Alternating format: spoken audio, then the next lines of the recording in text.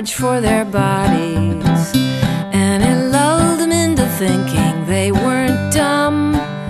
They did guns, extreme sports, special hobbies, and cool tricks with their fingers and thumbs. And they thought they would be guaranteed delivered to some guy in Roman sandals and a beard. So they bought and they fought and they twittered. By 2153 they disappeared. They waited for their God in vain. Yeah, they waited for their God in vain.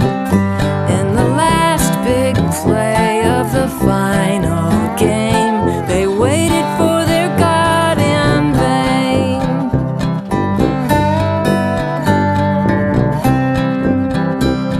They went for the literal translation of every text and symbol, sacred work and screed.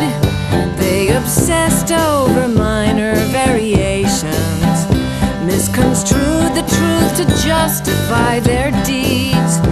And they thought that all the others were afflicted, and those who knew the secret handshake would be saved.